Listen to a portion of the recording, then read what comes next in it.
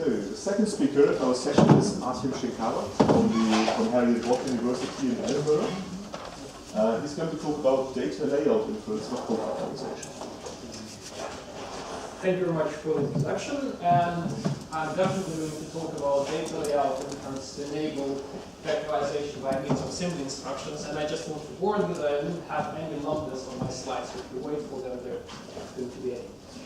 So I will try to show you a big picture where we're coming from and what we're trying to do here.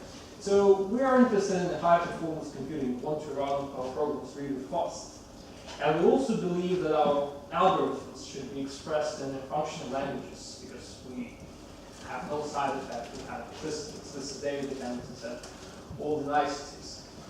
Also, we're interested in the languages that use data parameters of sorts. And in data parameters, we're specifically interested in this red bubble, which is symbol accelerators. Why they are so interesting? Well, there are two reasons. First of all, any modern CPU comes with those symbol accelerators, and the other reason is that it is a way to bring the parallelism on the symbol 4, which means that this parallelism is completely orthogonal to the different parallelism like threading or MPI, and if you manage to run your vectorization efficiently, then all the other ways of means of data parallelism just multiply your results. Now, symbol accelerators are there for decades, and vectorization research is began for the decades happening already. And SIMD model is actually very simple. So we take, instead of doing an operation on a scalar, we do the same operation on vector of the scalars. So from this perspective, we would hope that the use of the SIMD instructions would be actually very nice, right? The potential that is hidden inside of this SIMD accelerators would be greatly used because this thing is used for so long time. But if you use, if you look at the libraries which I list here, and I can name some more, then you will see that a lot of computational kernels are actually written in raw assembly in order to use SIMD instructions. So why so, and what does it mean?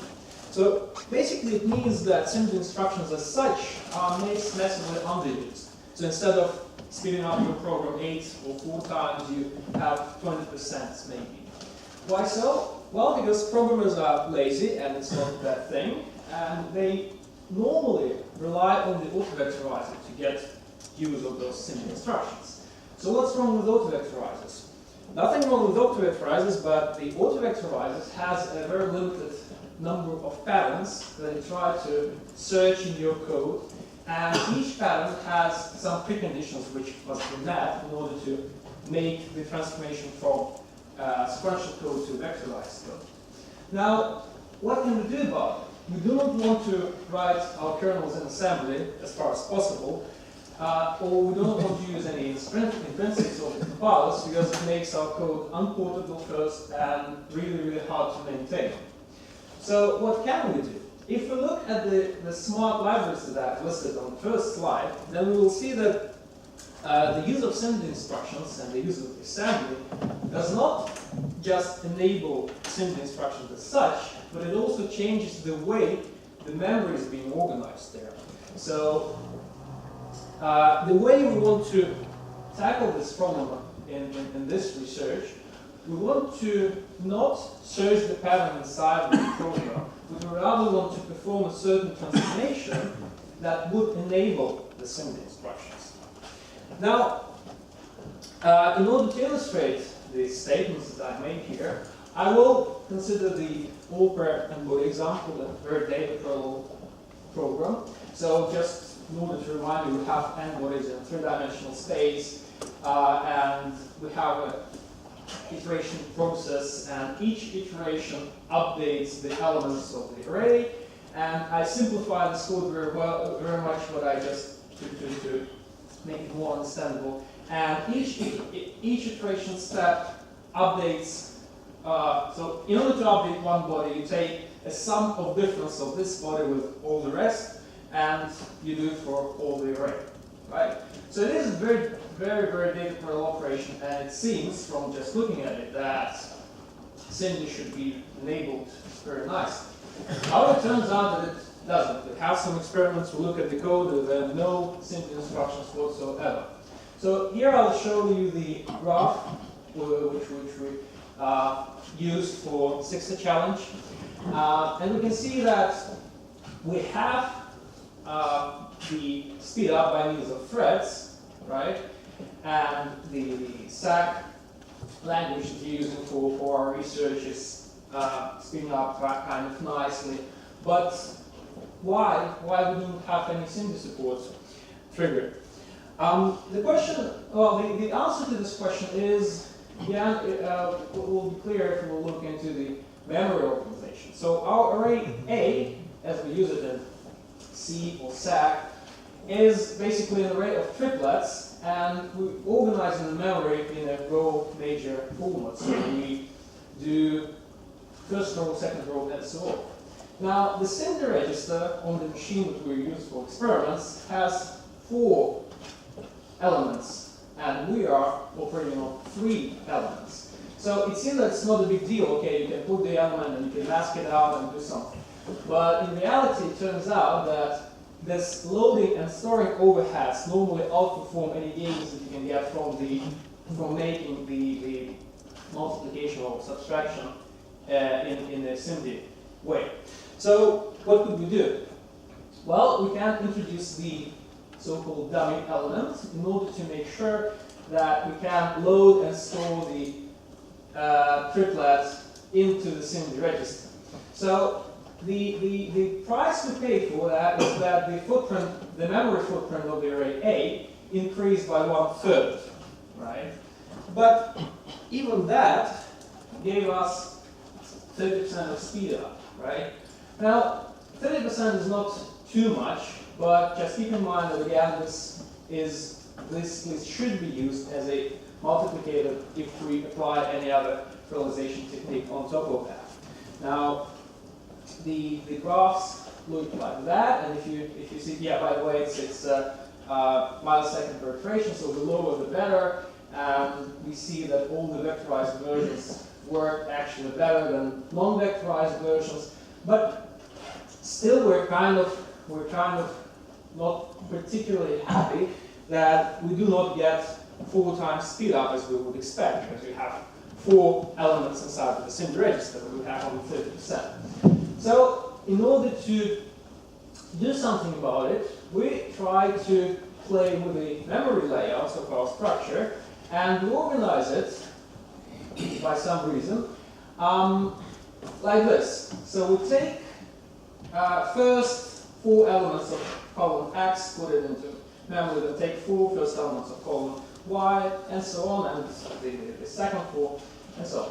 So if we do that, and we adjust the computation, then here we go.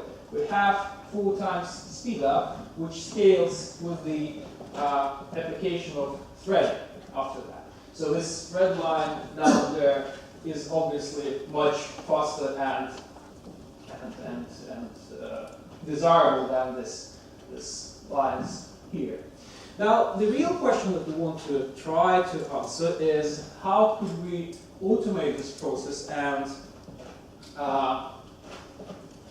can we implement a compiler transformation that will do it for us? Now, before we go into that direction, we just need to consider several challenges that we have when we deal with this layout transformations. First of all, we have to make sure that we preserve the correctness semantically. For instance, if you do the similar transformation in C language, then you have a problem, because if your data structure is visible from the outside, then you change it and you cannot propagate this information out, which means that all the users of this data structure will get wrong data. Now, we have to do something with the conflicting layouts, because it could be very well the case that in one operation you say that, okay, it would be nice to transpose array like this, and on the other operation you want to transpose array like this, so you have to find either intermediate solution or copy or abandon one of the transformations. Now, and we have to be very careful when we generate the SIMD instructions, because we have to think about patterns, alignments, and using the correct SIMD instruction, because we have choices there. This three challenges have to be considered. Now, we use SAC programming language because, first of all, it resolves the question, the challenge of the semantic correctness, because SAC does not tell you anything about how do we store arrays. So you have an array, and how do we store it is not your business. And we have an explicit construct for data parallelism, for data parallel operation, so we do not have to analyze loop nests like we would do in C. Now, the data parallel operation in SAC is basically an application of a certain function to a subset of an array, right? So here we have an example when you add 1 to every element of the array, and in that case the function basically updates the element adding 1. So the approach, so how did we get this layout, and how could we automate this? So the approach we're advocating here is to start with vectorization of the function used in the data parallel context, and then to adjust the layouts of these structures and the call from the data parallel context. So what is the function vectorization? So function vectorization basically is when we change parameters of the function from scalars to the vectors, right? So if we have a parameter of shape n, so the green stuff is shapes, we basically add v, which is, well, number of elements to fit into the SIMD register, and we change accordingly the code inside of the function f. So we have a vectorized version of the function f, which we hope to apply when we're going to adjust the calling context. Now, with the example of adding ones, we have something like this. So we take vector of v and we modify the vector adding vector of ones, and we do not use scalar plus, we use vector plus. Now, we have to adjust the layout of the array, so we have to divide this vector into SIMD vectors, and we have to adjust the calling context in order to apply not the f but f bar, right? So let's try to see how this approach works on the n-body that I just demonstrated you. So in the n-body, we have the innermost function of the kind of fold operation there. So the summation is a fold plus operation. It's also a data parallel construct in terms of SAC. And we start with vectorizing the innermost function. So the arguments of this function f are vectors of size 3. So the vectorization, the function vectorization transforms it into, so it makes each argument of shape 3, v, so it makes 3 vectors. And by looking at the calling context, we adjust the array to this shape, right? So we have to make sure to take a ceiling because we need to fit all the elements of the array into the vectors. And basically we bring this v at the very end of the shape vector. Now we have a summation there, so the thing we do with the summation, we basically sum the vectors and then we fold the elements inside the vector. It assumes that your operation of the fold has to be commutative, but that's how the fold operation is defined right now in SAC, so we do not have any problem here. Now, in order to try something else, maybe we had just the luck and it wouldn't work on different benchmarks, we tried to apply the same technique on the matrix multiplication to see if it wouldn't really harm the performance. So what we did there, again, we applied the same technique. We have two matrices, n by n. We take row from the first column of the second, multiply it, and sum them. So the inverse function is just the multiplication of two scalars. So the function vectorization will replace the scalar to the vector of size v. And we look at the axis pattern there, and we change the first array. So we shrink the rows into the first array, and we shrink the columns into the second array.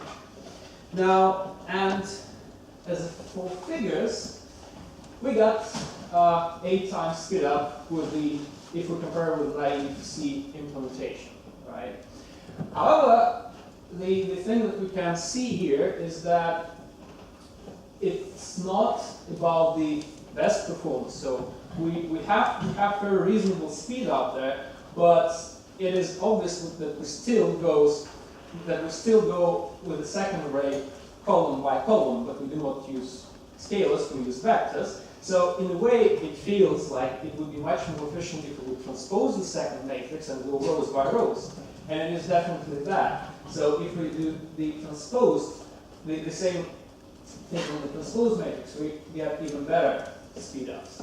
Now, the thing is that it doesn't tell anything about the transformation itself that we apply. It tells that on top of that transformation, we can have a series of additional transformations that can be kind of orthogonalized.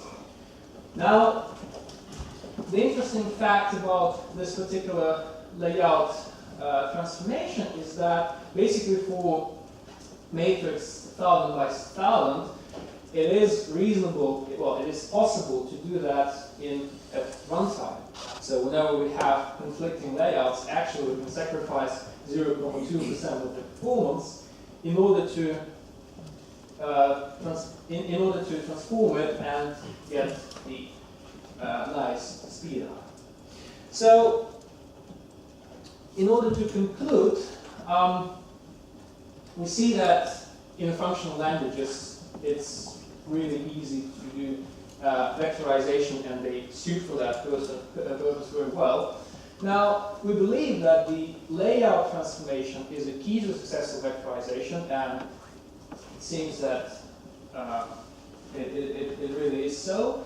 And we see that we can formalize this layout transformation in a systematic way. However, there is some work that has to be done in the future, and basically, first of all, we need to look at various other ways of transformation of this array, because currently I just show you that, okay, we take a multidimensional array, we shrink one of the dimensions, and we put the vectors at the end. Okay, but that's not the stuff that we can do with this functional vectorization. We can infer whatever we want to. The thing is that we just have to understand which transformations are valid and which are not. So obviously this shrinking is very useful, at least in those applications. For instance, if you think about string reverse, right, it's also a data parallel operation, but you wouldn't be able to pull the same trick with shrinking the dimensions of the array, because you have one dimension, you have to come up with a smarter layout of your data in memory. Now, the second thing that we want to look into is we have to use some sort of cost models in order to decide what to do if we have some conflicting requirements. For instance, do we copy, do we reject, do we try to find something in the middle? Not really clear. We have to have a sort of cost model which would tell us what to do. And we also want to keep in sync with different means of data parallelism that we have in SAC already in order to choose what is efficient. So we have a huge array. So the question that we want to ask, if we have a huge array of data and we have a data parallel operation on it, what is more efficient? Do we want to do SIMD? Do we want to do multi-threading? Do we want to do CUDA? Or do we want to have a combination of that? It's not really clear, and it depends on the particular situation. But we're working on that. And I think that's all.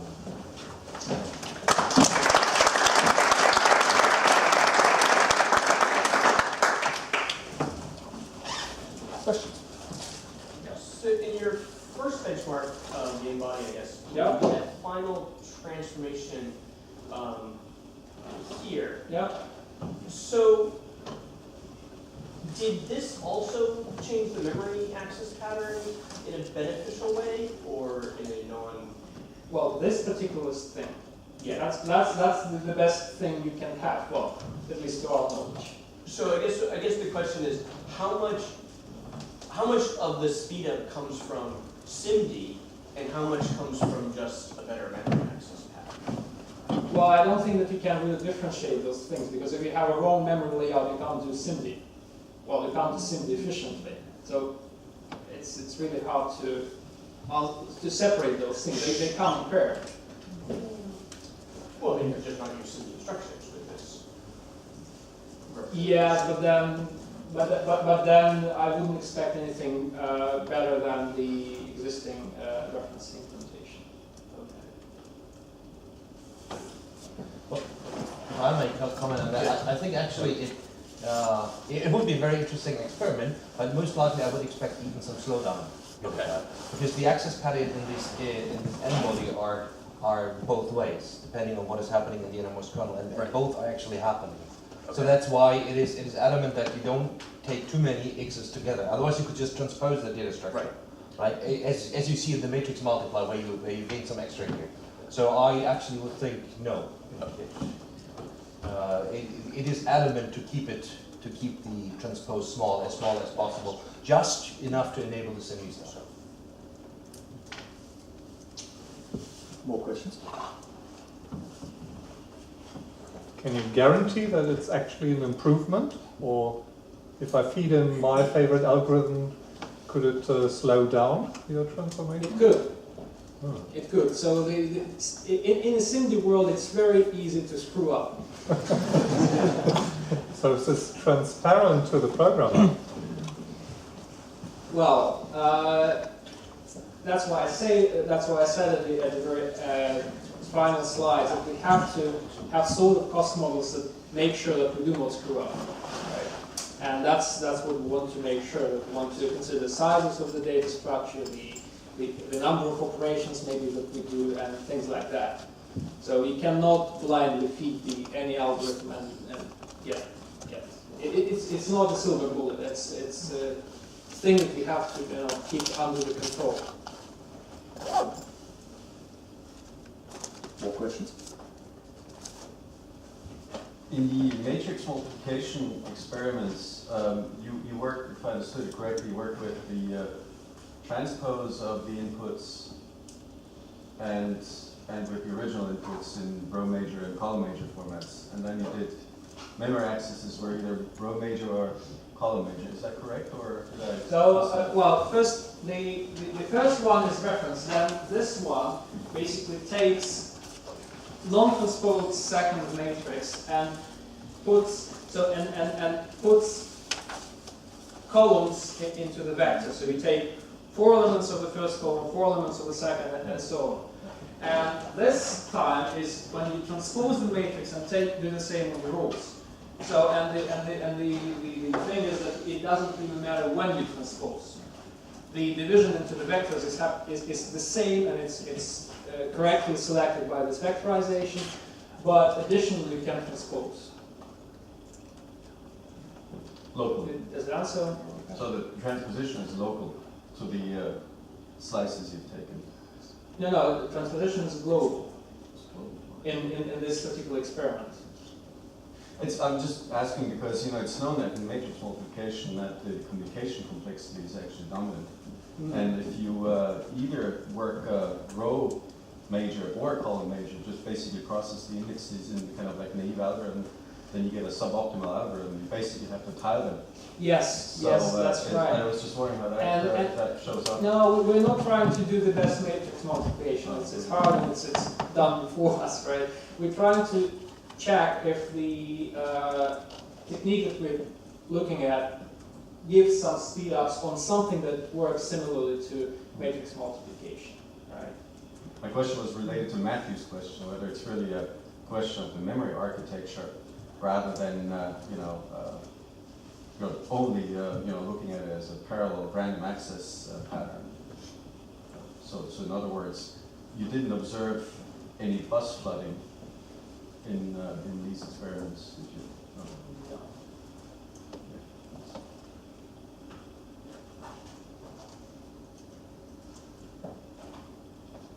Question answered?